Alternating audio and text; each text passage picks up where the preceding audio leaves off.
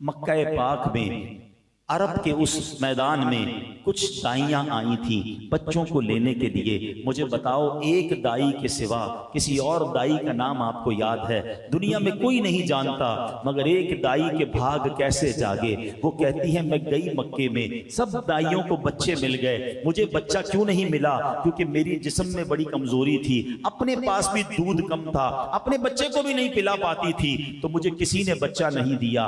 मगर मैंने देखा एक बच्चा है जिसको कोई लेके नहीं गया है, और रीजन ये था कि उस बच्चे के वालिद दुनिया में नहीं थे। बच्चे का चेहरा बड़ा चमक रहा था। मैंने सोचा खाली हाथ जाने से बेहतर है मैं इस बच्चे को ले जाती हूं। वो दाई कहती, मैं तो कमजोर थी, मेरी सवारी भी कमजोर थी, मक्के आते आते मेरी सवारी सबसे पीछे रह जाती। काफले वाले बार बार कंप्लेन करते। दाई का नाम क्या था? बीबी हलीमा। कहते थे, ए हलीमा, तेरी वजह से हमारा काफला डिले हो रहा है, तेरी सवारी सबसे पीछे रह जाती है, बार बार रुकना पड़ता है। मगर वो दाई हलीमा कहती, जब बच्चा लेकर वापस जाने लगी, मेरी सवारी सबसे आगे चलने लग गई। लोग कहते, ए हलीमा, क्या जानवर तब्दील कर लिया है?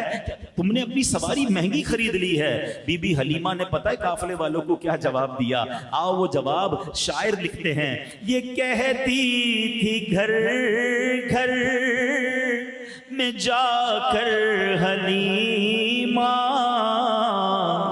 मेरे घर में खैरुल वरा गए हैं, बड़े औज पर है मेरा अब मुकद्दर, मेरे घर हबीबे खुदा गए।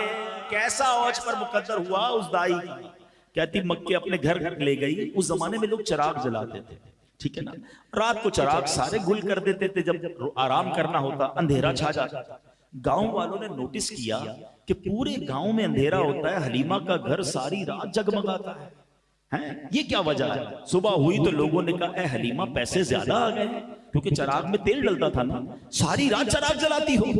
कहती, मैं सारी रात चिराग नहीं जलाती, जो बच्चा लेकर आई हूं उसके चेहरे से नूर इतना निकलता है सारा घर जगमगाता रहता है।